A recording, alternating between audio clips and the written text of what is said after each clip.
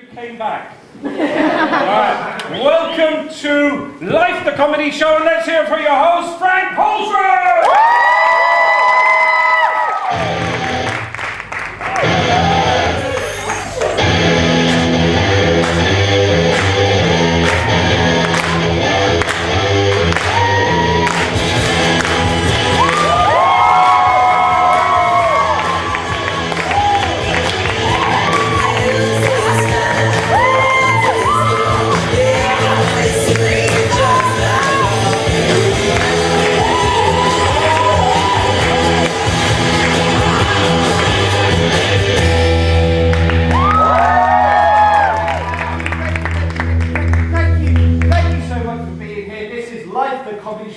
Life stands for living in frank existence.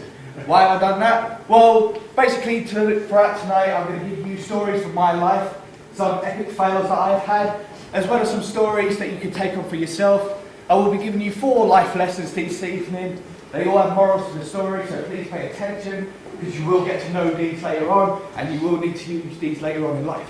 So, start off with, what can I start off with? Molestation! Yay! Woo! Woo! I thought that would be a bit of a touchy subject to some people.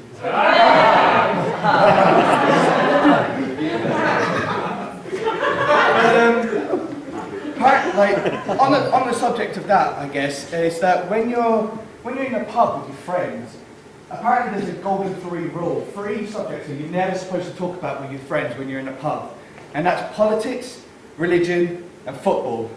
Now, I'm not going to lie, people, I'm a massive football fan. Before you ask, Chelsea, before you say fuck you, because I really think bullshit. Religion's one of these things that I'm not really bothered about. I mean, I was born a Catholic, so I was raised a Catholic, but along the way, you don't lose your faith, as it were, but you just start to believe in other things, like science and evidence. and politics, I really couldn't give a shit about politics. I don't care who's running the country, I don't care what's going on, as long as I care about a financial future for myself and baked beans. That's all I really care about. But going back to the touchy subject, I guess the best way to segue into it is masturbation. Yeah, I know you're a bit sort of freaked out right now, but listen carefully. Come on, you'll get it. So masturbation, most people do it, but they'll never admit it, and you'll never believe this from someone that does it ever so often. Something you may not need to know, but I'm not ashamed of it. I'm not ashamed of it. It's part of life. I actually had to do some research. Who actually has to do research onto masturbation before you do a comedy show? But I did it myself. And guilty as charged. Apparently 95% of men admit to masturbating compared to 89% of women that admit to masturbating. I can see very much right now that no one is bothering to cheer at that statement. Oh, some people. Oh, good for you. What else is there? Apparently the average length of a porno in a hotel room is 12 minutes. Now, I'm definitely not going to lie to you, I never get to 12 minutes. I probably get to 12 minutes on the video bar, but there's a whole lot of skipping at the beginning. I'm not paying attention to stories, I don't care what this teacher's done or where this plumber is going to. I just want to see what's going on and what's being done about it. Apparently as well, 4 out of 10 women will admit to masturbating. No one in the audience is admitting it, good.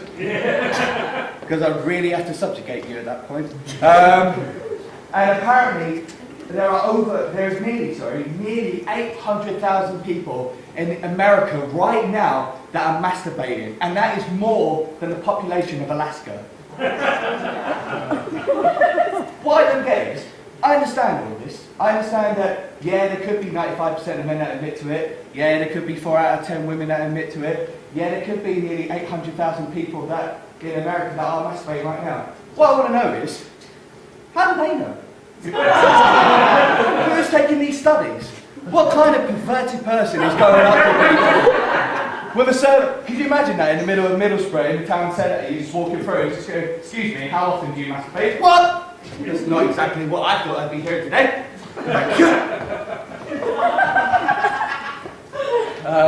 But what can I say?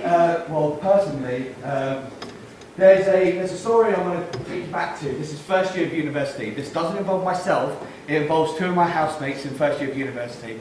For the benefit of this, I will not use their names. I will just call them person A and person B to save their identities.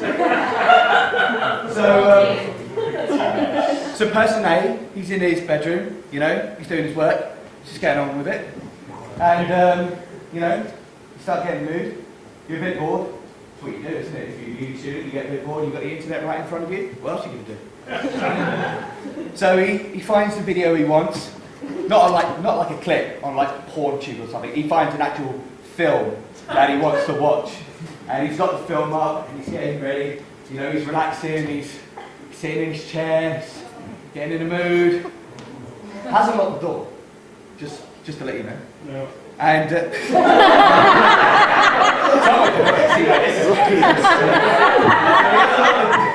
he hasn't locked the door. And what happens? Person B walks in. Person B walks in.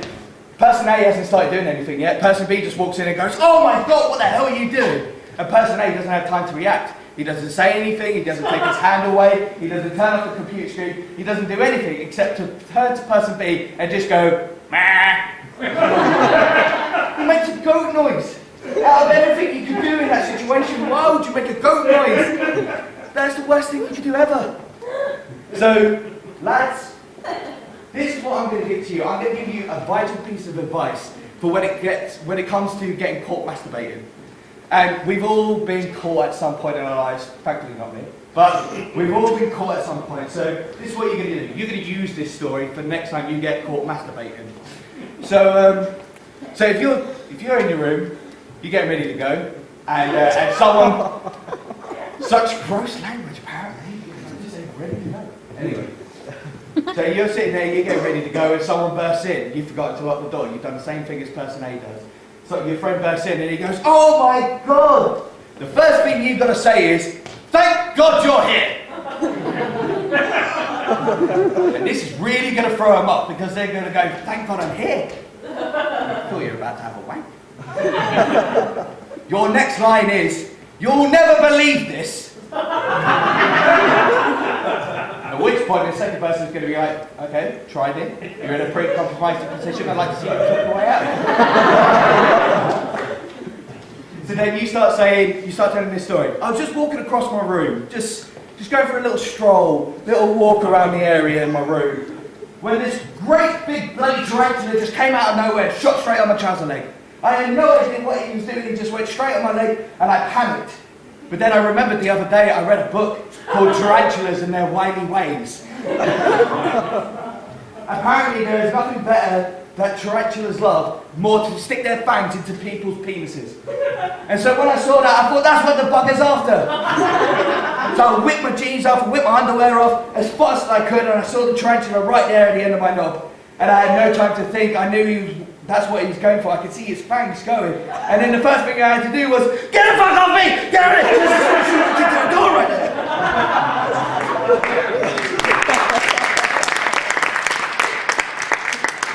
I have to tell you a story as well about probably the worst hand job I've ever been given.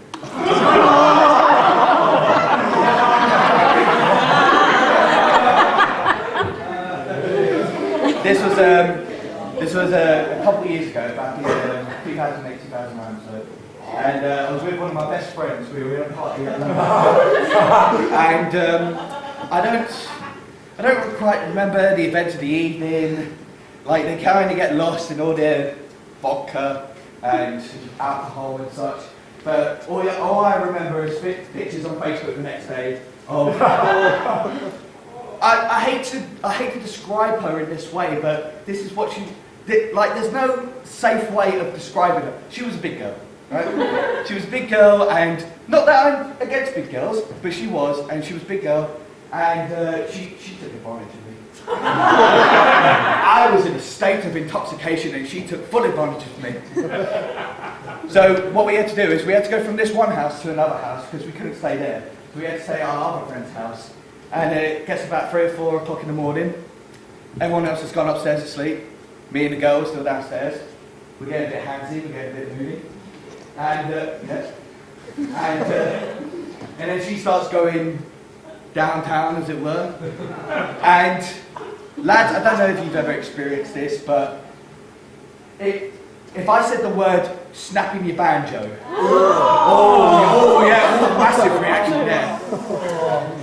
Well, I didn't do that, but it felt like, that's almost what it felt like. And I do apologise for the amount of language I'm using, but grow up. Anyway, yeah, that's exactly how it felt like. The rigorous force she was using into it felt awful. I mean, the one thing I can describe to you the next day of how I got home was the most painful looking cowboy you ever saw in your life. Oh, jeez. I said to you I was going to give you these life lessons over the course of this evening, and the first one is called The Priest and the Nun. So pay attention to the story, listen to the moral of the story, and then eventually you'll get it. So, one day, a priest offered a nun a lift home, in his car, obviously. And,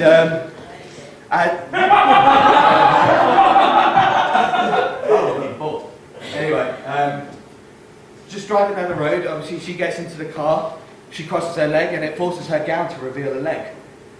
Stunned by this, the priest almost has an accident in his car, so he has to steer it back into control. As he does this, he slides his hand up the nun's leg. And the nun says, "Father, remember Psalm 129? So the father quickly removes his hand. Again, changing gears, this time again lets his hand slide, puts it up the nun's leg. And again she goes, "Father, remember Psalm 129? And the priest goes, sorry sister, but the flesh is weak." So, arriving at the convent, the nun gets out and she releases a heavy sigh. She's like, the priest is very stunned by this. So the priest goes back to the church and he rushes to the nearest Bible he can find. And when he finds Psalm 129, this is what it says: "Go forth, further up you seek, and you will find glory." So, the moral of that story is, if you're not well informed in your job, you might miss a great opportunity. Ladies and gentlemen, the first video this evening is done by our own Ginny Hayes, who is in the ensemble for tonight's performance. She's doing her own sort of comedy video vlog on the internet, on YouTube. And she hasn't posted it yet. This is her first video. She just wanted to show you guys what she can do, and hopefully you guys will enjoy it. Once that's done, we'll come back out and we'll do some improv comedy for everyone. So I'll see you in a couple of minutes. Hey guys, and welcome to the Jenny vlog. Before you watch the rest of this video, I will give you a health hazard warning. I claim this video is a comedy video, but I cannot guarantee any laughs. I'm not much of a comedian, and if any of you guys laugh, they will either be sympathy laughs or you may actually genuinely like me, and that will be quite shocking. Now, today's topic for this video is basically something that we've all come across, and it's a little something known as the internet. And if you haven't, then well, you must have been living in a cave for a very long time. And we all know about social networking sites and which sites were popular in our also mature teenage years. You know, stood on the street corners with your little bottles of Lambrini and going, meh, like we're drinking and that, like this is so funny and that. That wasn't exactly me, because I was one of those cool kids that liked to swap Pokemon cards in the middle of the playground. Yep, moving on. Now, from the ages of 12-ish, we all came across the internet and we felt like cool adults because we could Google search and we could find anything on the internet. It was something new, and with something new comes a lot of discoveries. Now, I'm going to bring you guys back down memory lane into our lovely teenage years with the internet and social networking. Starting off with a little thing known as MSN Messenger. Do you guys remember that? You'd be going into the playground at secondary school and you'd be like, "Shezza, what's your addy like?" And looking back on that now, I admit I was one of those kids that used to speak like that. not Welsh, but you can get the lingo.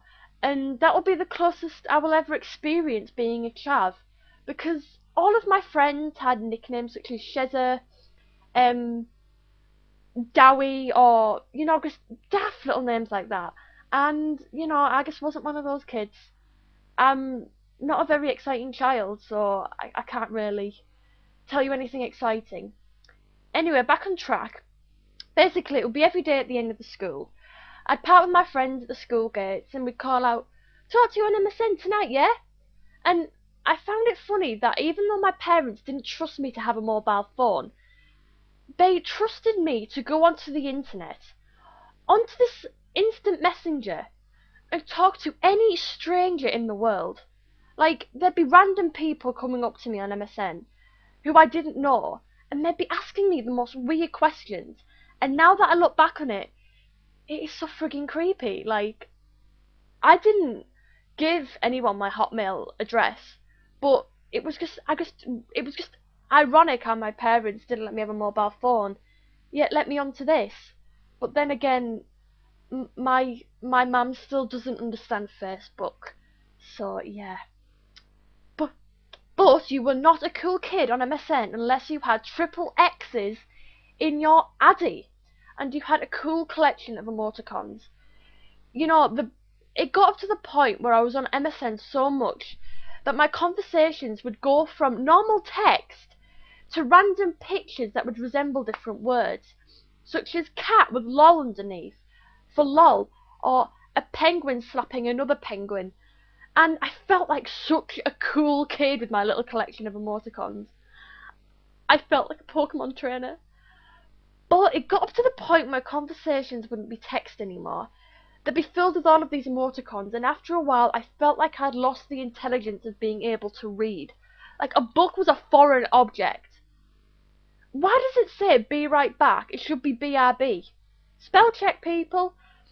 And chat logs, like, I remember everyone was pretending to be detectives with them.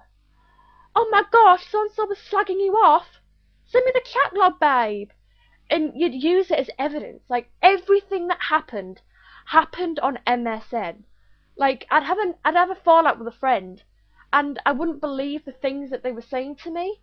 So I'd have to have everything printed out in the chat log just to prove that I had a point.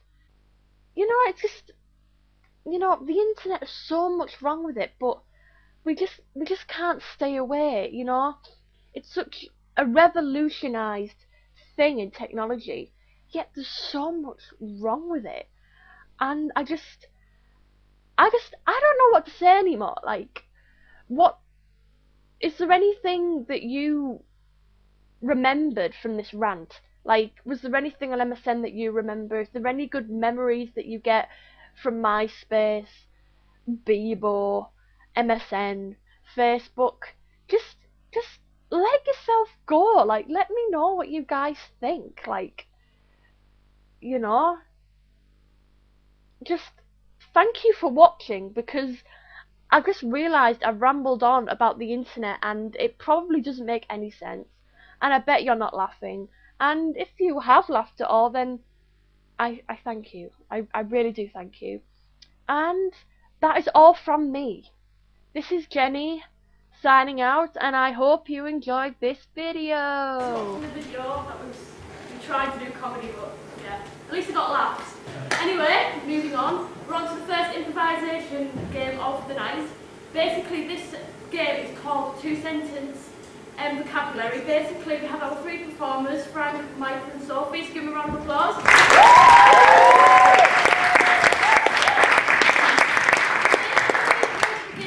Basically, I'll be giving Sophie and Michael two sentences each, and Frank can improvise with anything from the top of his head. So basically, the two sentences that I give Sophie and Michael, those are the only things that they are allowed to say in the improvisation.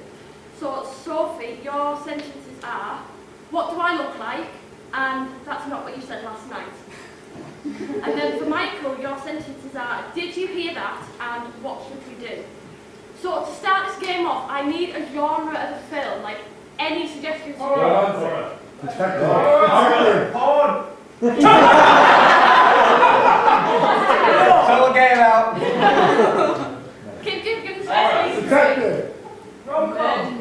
Rom-zom-com. Romantic comedy with zombies. Bollywood. Guys. Bollywood and... Frankie, do you want to come? You have tourists trying to hit my arrival.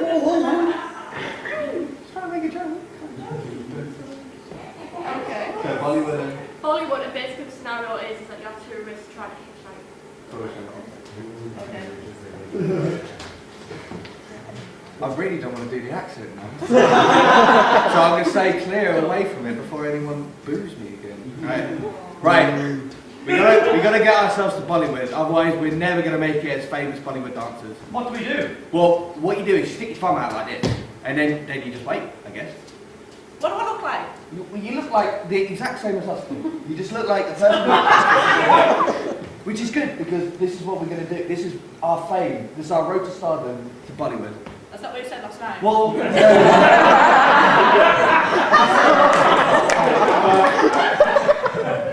you know, talking about our personal life is not in the situation right now. We're hitchhiking to Bollywood. So, Did you hear that? no, I didn't hear anything. We're in the desert. This is taking ages. I mean, what can we do? Like, is there any way we can pass the time? Like, is anyone got any games we can do? Did you hear that? Yeah, that was me. It was me talking. Right. You got an idea for a game? What do I look like? Well, I'm hoping someone with an idea. That's not what you said last night. Because I always have to do the work. Anyway, right. What do I do? You stand by and watch. Not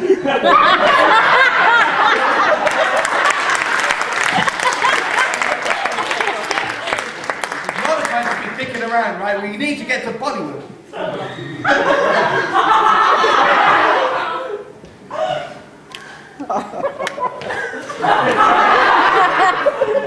What do I look like? Well, a person that's really pissing me off right now, so we just gotta get to Bollywood.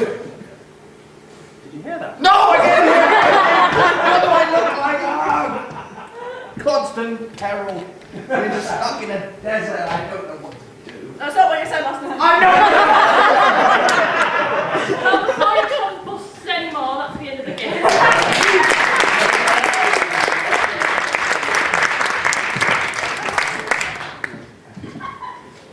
Almost half down. Right, now this segue obviously has nothing to do with that game, but who here loves being drunk? Fucking uni students, of course you love being drunk. Anyway, I absolutely love being drunk. It's the best thing in the world. Even the hangovers I'm now starting to get a hold of, and they don't affect me as much now. The only problem I have is when Dave fucking Hammond comes into my room at 2 o'clock in the morning, wondering where his bagels are at.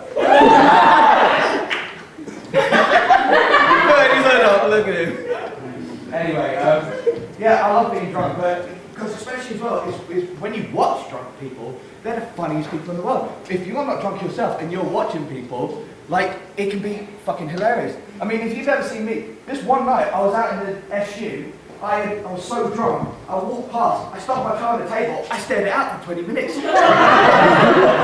As if he was going to fight back. I didn't know what to do. Obviously, a consequence of drinking so much is obviously the aftermath, the vomiting, the awful stage, no one likes it. So I'm going to tell you the story now of two friends from back home, Joe and Nick. Nick's the older brother, Joe's the little brother. And they'd gone out one night to this club. They're having a few drinks, having a good laugh. Eventually, Nick turns to Joe and see that Joe's getting in that state. He looks like he's ready to go. So Nick goes to him like, do you want to vomit, man? Like, seriously, if you want to vomit, that's cool. No masculinity points will be taken from you. If you want to vomit, just vomit. And he goes, nah, man, I'm cool. Let's get another 3 drinks in. He's like, all right. So later on in the evening, same thing happens. About an hour later, Joe starts to feel vomity again. It's like, and then Nick goes again. Man, do you want to throw up? Like, seriously, it's no disrespect on your behalf if you vomit, just vomit right now. And he's just like, nah, I'm cool, let's go. So eventually he gets to the point where Nick has to go, you know what, I'm just going to take him home. I can't risk him. So they get in the taxi, they're going home, And in the taxi driver turns to Nick and goes, "Is your brother all right?" And he turns around and he sees Joe, and Joe's worse now. Joe's like 10 times worse. He's like green in the face. Seriously, Joe, we'll pull over the car right now if you need to vomit. Nah, I'm cool. Let's get on with it. So eventually they get to the house, and Nick just turns to Joe as they get out of the car. "Right, it's your last warning. I'm only going to give you one more chance. If you need to bomb, you do it now. You don't do it inside the fucking house. You do it here. You do it out in the open and whatever." "Nah, I'm cool. I don't need to bomb. It's cool. It's good." "Alright, fine." They go into the house. Nick places Joe on the sofa, and Nick goes into the kitchen to grab a glass of water. Not 2 seconds of being into the kitchen, all Nick heard was So, walks back into the living room, and what does he find? He finds his brother passed out on the sofa with vomit all down his front.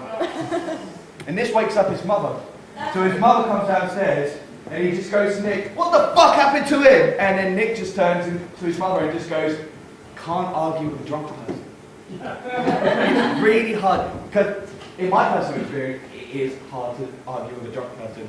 I mean, just ask Dave Hammond. That's a little inside joke for most people that know what Dave's like when he's drunk. But for an insight of what I'm like when I'm drunk, this can only be phrased with the word, well, I guess with the Twitter phrase, #mango. Now, bear with me, I'm going to explain it to you. Me and Dave, we were drinking one night, we had taken a photo of a bunch of booze that we bought, and he, being the little Instagram nerd that he is, needed a bunch of hashtags to go with it. So he was like, #booze, #crunk. Right, what else can we hashtag? #mango. Why mango? Why the fuck not? Alright. So #mango goes in. Later that night, we've drunk all the alcohol. We're out to the SU, we're raving, we're having a good time, it's all good. We meet this guy, I don't know what happened there. And then I asked my housemates, like, what the fuck happened? And they just went, I don't know, you were pissed out your face, you must have done this, you must have done the chocolate, you must have done the bread with the milk. And what I heard next was the most awful thing ever, because it really scared the fuck out of me for a good 2 hours.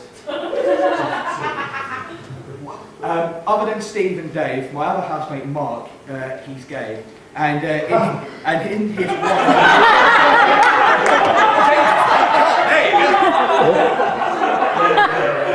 Anyway,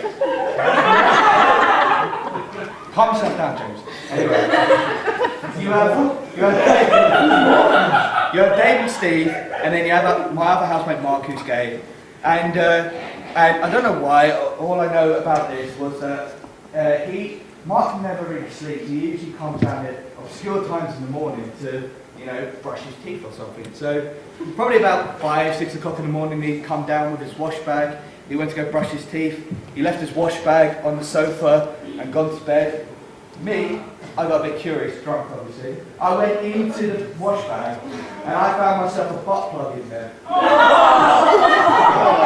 Dave Barr said, "No, I did not do what you think I was about to do." Apparently I just stared and looked at it for a little while.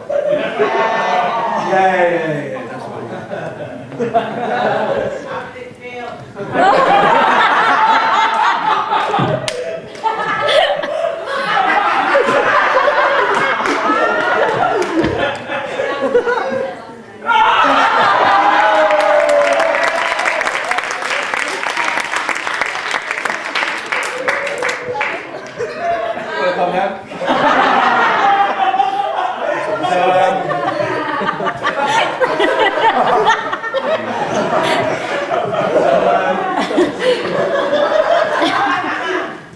I was telling you about these life lessons, and the second life lesson that we got coming up is it's called the genie. One day, an administrations clerk, a sales rep, and a manager were walking off to lunch. On their way, they find an old oil antique lamp on the road. So they pick it up, they rub it, and out pops a genie. And the genie says, "I will grant each of you just one wish."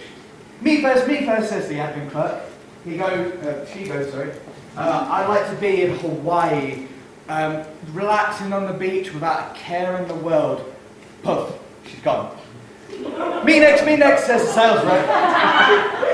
The sales rep goes, I want to be in the Bahamas, driving a speedboat, with my own personal masseuse, with an endless supply of pina coladas and the love of my life. And puff, he's gone. So the genie says to the manager, all right, you're up next, what do you want? And then the manager just goes, I want those two back in the office after lunch. The moral of that story is, always let your boss have the first say. What I'd like to do for you now, I want to do something a bit different. I want to give you guys a little bit of a treat, a little bit of a difference. I'm going to give you a magic trick. So,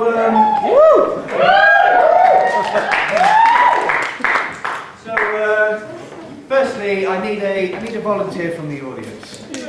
No, actually gone. Seems how you're the only one.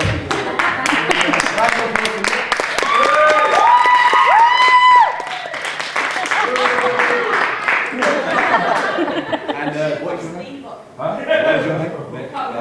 It's a green Thursday. What I want you to do, I want you to name a number between 1 and 10.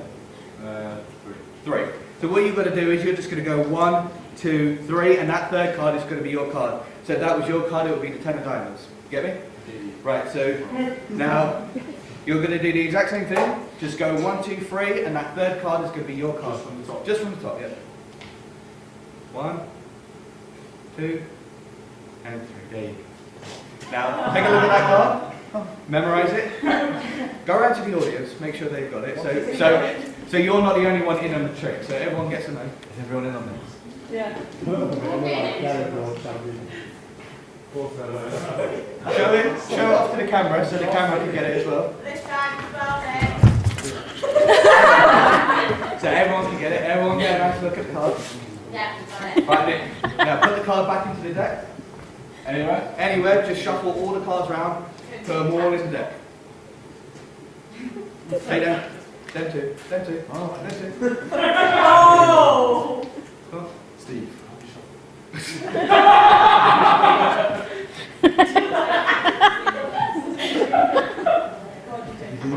Great show so far. So, woo! Yeah! Oh my God. We got a round of applause for a shuffle. So, you would think that I have no idea where this card is in the deck. Well, that what you lead me to believe. I have no idea where this card is in the deck. I guarantee you. So what I'm going to do right now, I'm going to do just a little sleight of hand. Just make sure you watch it right really carefully. You got to watch this sleight of hand because it's going to be so fast. Okay? There you go. Right. Now on the count of 3, it's amazing, wasn't it? On the count of 3, I'm going to click my fingers, and this card is going to be your card. Right? 1, 2, 3. Is that your card? The Ace of Diamonds.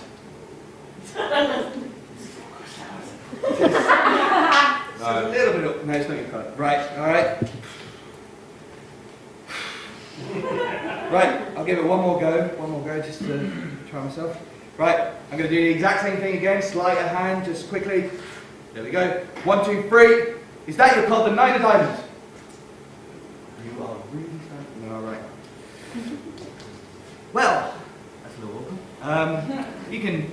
Yes, now. Yeah. Yeah, a bit more and more. Yeah, you can go sit back down. That's good.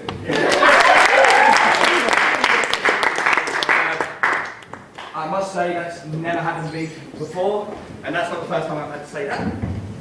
So I'm just gonna introduce this next video now because well, there's just no point really of trying to continue a magic trick that just doesn't work. So this next video is just of a mock news report, and then once we're done with that, we're going to come out and do some more improv. So I'll see you in a couple of minutes. Good evening to this week's news. My name is Rodrigo Aubergine, and these are today's news headlines. A local man in white socks and black shoes has been mistaken for the king of pop Michael Jackson. There are ongoing police reports of child molestation on the man's behalf. A child has been arrested today for pushing his morbidly obese best friend down the stairs When faculty heard what they heard from the incident, all they could hear was the choir room next door with the orchestra playing to the tune of a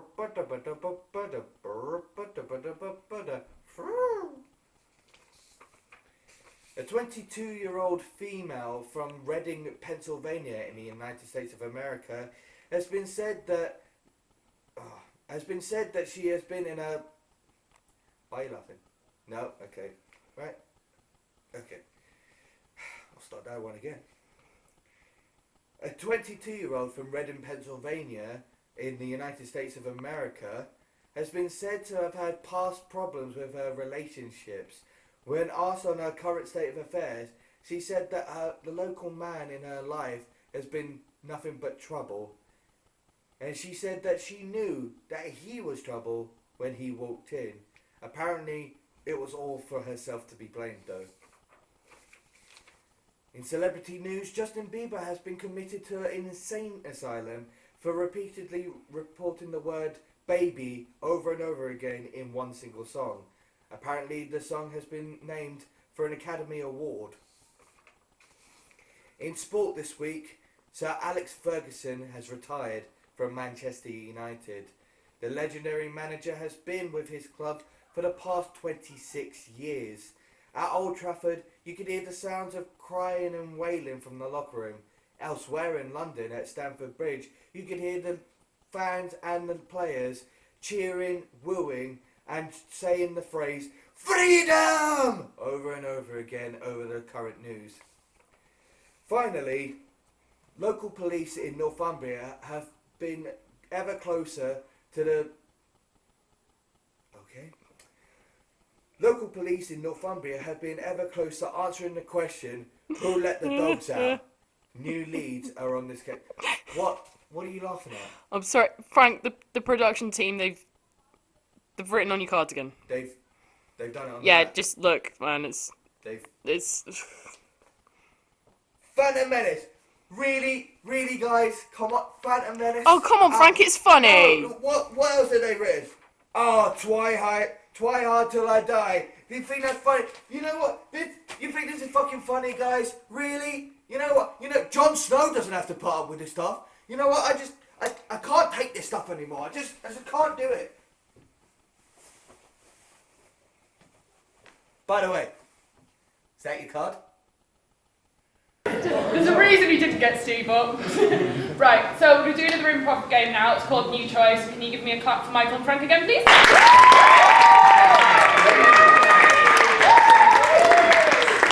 Okay, the aim of this game is I'm going to get a suggestion from you guys about a scene these two are going to do. They're going to go on doing the scene. But throughout the game, I'm allowed to shout out New Choice whenever I like. And that means the last thing they said, they need to change it. Might actually be the last thing they said or the last thing they did. But I can shout out New Choice as many times as I like until I'm happy with what they said. So, can somebody give me a suggestion for like a kind of outlandish profession? Something that if you ask somebody what they do... something if you didn't ask something that if you ask somebody what they did for a living, you wouldn't normally get as a response. Performing arts Irish lecturer.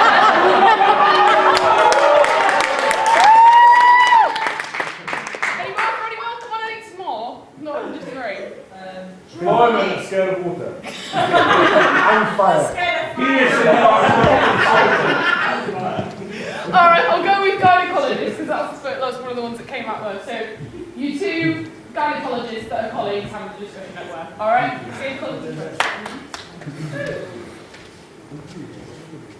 Are you ready today, Steve? I think so.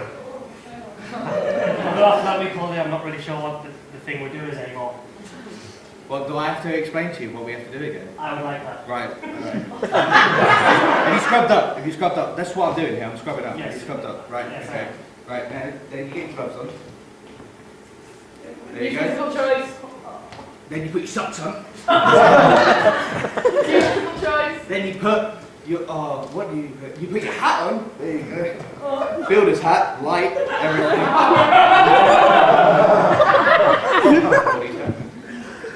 So what you need to do, you need to get yourself in a position. So you need to get that in there, and just basically look first, right? And well, I'm wondering if you know what to do next. I remember something to do with a hoover, New choice. a shovel, New choice. a duster, New choice. both hands, New choice. my foot.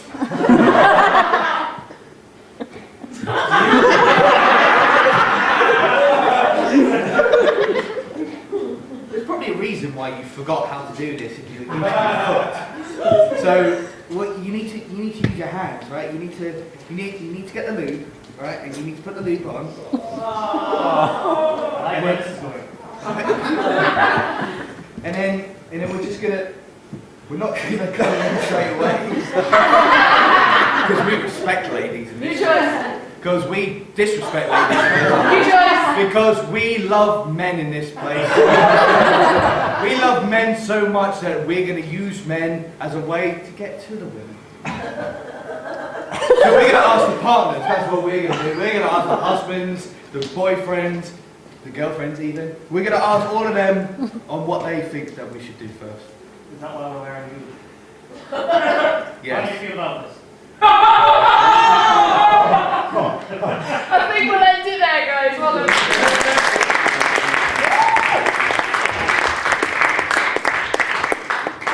Gynecologist is always one of the worst ones to do. Because then obviously you don't want to do the physical actions. Do it. I'm not going to mock.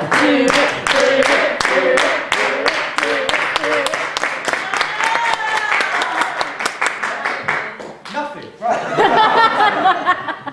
So, another disgusting subject I know you're not really going to want to hear about, but it's something, it's not personal to me, of course, but it's just something that's happened to me, and it's just really disgusting, and I apologise right now, but I'm going to talk about shitting. Oh yeah, oh god, no one even wants to think about it. But I've had some close calls, what I mean to say. Some really close calls. I mean, oh, it's awful. This one night earlier this year, myself and Dave, we always comes back to them. Me and Dave, we done some drinking at our house. I wasn't feeling too well. It must have been the food I ate earlier or so, but I just know I wasn't feeling that up for it, you know. So anyway, we go to Onyx, and then as soon as we get there, I say to Dave, I've got to go to the toilet. There's no way. I mean, I'm pretty sure I know what's about to happen, and I'd rather be on a toilet than rather standing in the middle of Onyx doing this. So I rush to the toilet, I get in there, close the cubicle, I'm straight there. 15 minutes later, Dave is still wondering where I am. Yeah. It didn't happen to you, did it? It didn't happen to me. It's disgusting. One of the worst ones, I mind you, was when I was in Flares with Dave as well.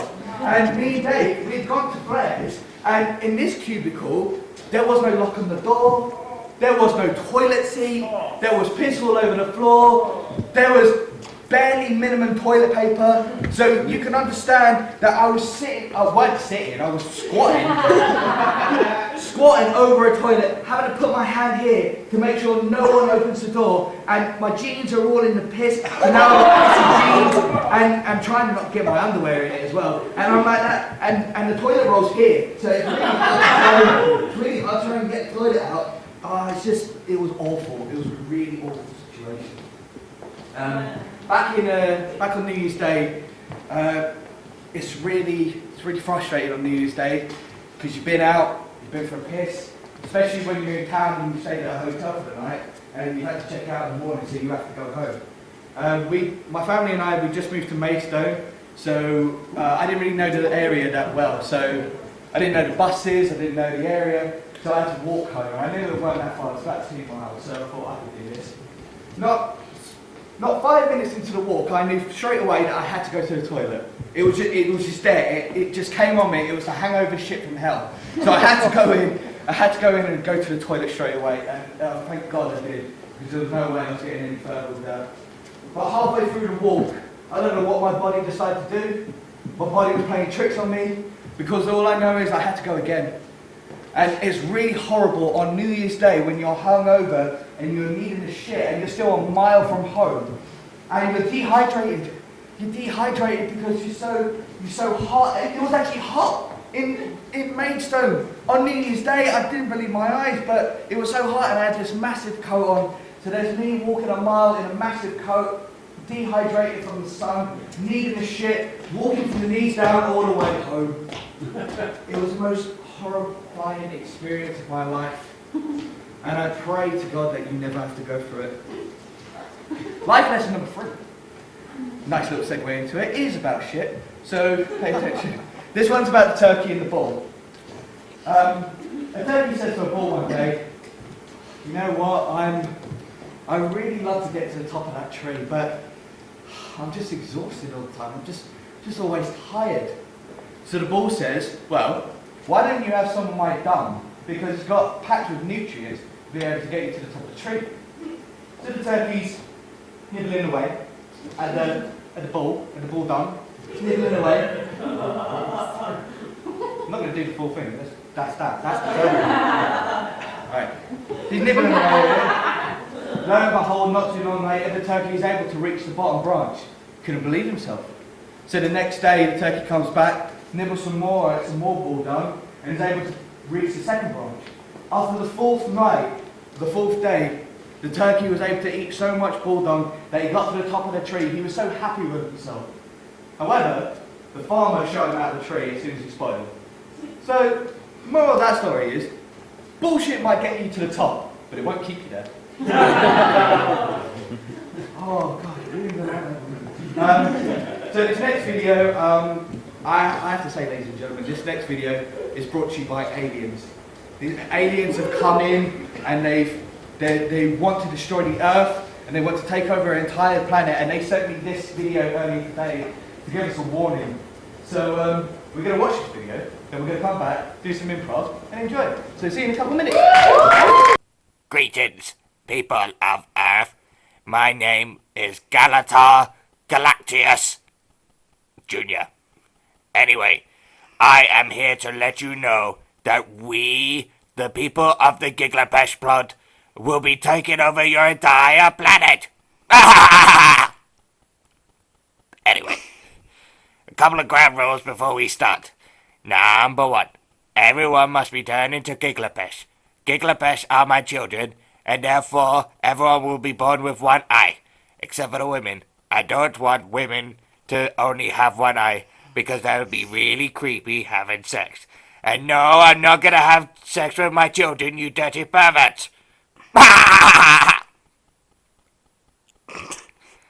Rule number 2. There are people on this earth that really just piss me off. Number 1, Justin Bieber. He must die, and I will give £13 billion to those who do it.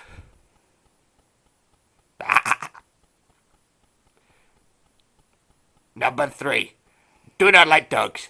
Dogs are horrible people, and they are obviously the worst things in the world. Frank, it is ready. Mom, I told you not to come in when I'm filming my videos. Right, so the last improvisation game we're going to play is called Scenes from a Hat. Thank you. Now, before the show, I asked you all, well, some of you, to make scenes and suggestions, and they're all in the hat, all mixed up and everything. And everyone is going to be playing this game.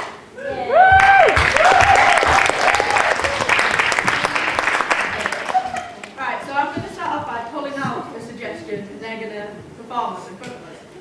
So, first one is alternative endings to famous movies. I am finally back. And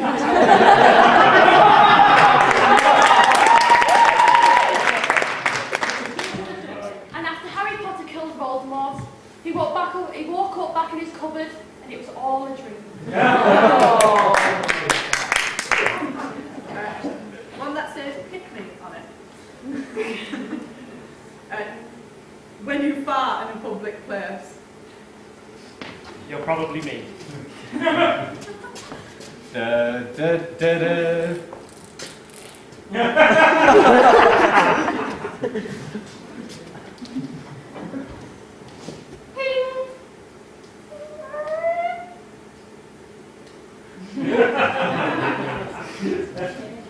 I find you guilty in the name of the court. May God have mercy on your soul. Right. Worst things to get stopped at airport security for? I can't accept.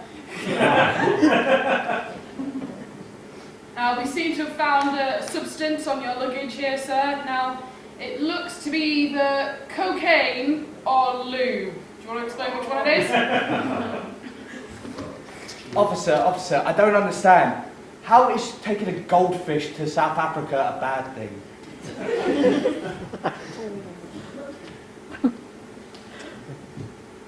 What a girl doesn't want to hear from her father. This goes terribly wrong.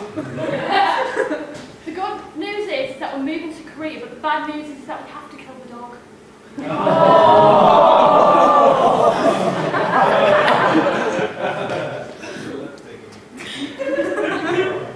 Honey, I've made a new best friend. Meet Mr. Savile.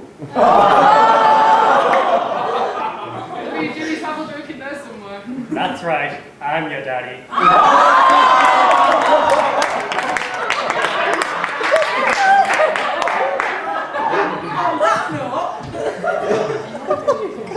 Rejected names for bras. The all-new nip-ups. Huggies, extra dry.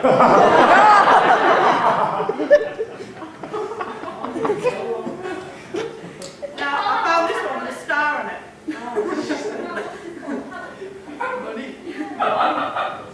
PLaRM. PLaRM. Let's choose them. You want to do PLaRM? We say it when we have an message. Here we go. Right, 4 AM, day of the deadline. Probably should start this by now.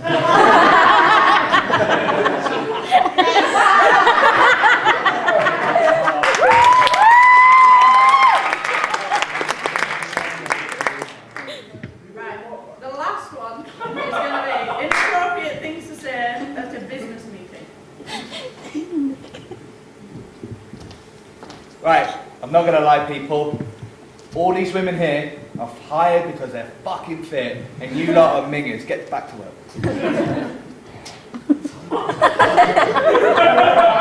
Alright, thanks guys, that was a really productive meeting. Miss Smith, can you stay back? I've got some business I'd like to discuss with you. Now about your raise.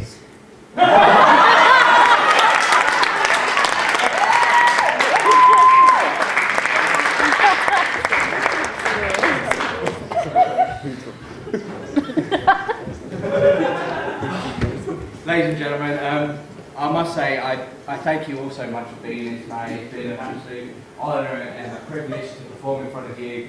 I did say I was going to give you 4 life lessons, and we're on our final one now. So this one's just called The Little Bird. Little Bird was flying south in the winter, and pretty cold.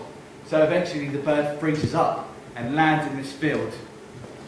Little bird lay there frozen in the field, thought he was going to die. But a cow came along and dropped a cow pat onto the bird. But instead of freaking out, the little bird realised he was pretty warm in the cow pat. So he started to get thawed out by the warmth of the cow pat. And then with this excitement and enjoyment, he started to sing because of it. He was so excited that he'd been thawed out by this cow pat. Eventually hearing this, a cat comes along. Cat comes along and starts to hear the bird singing. So he goes to investigate. The cat eventually finds the bird, digs him out of the cow pat and eats him. Now, this story has 3 morals to it. Number 1, not everyone that shits on you is your enemy. Not everyone that gets you out of shit is your friend. And even when you're in deep shit, never rely on anyone. Oh. Well, that was a pretty poor point to leave it on. But anyway, thank you very much, guys, for being here. I'll see you next week.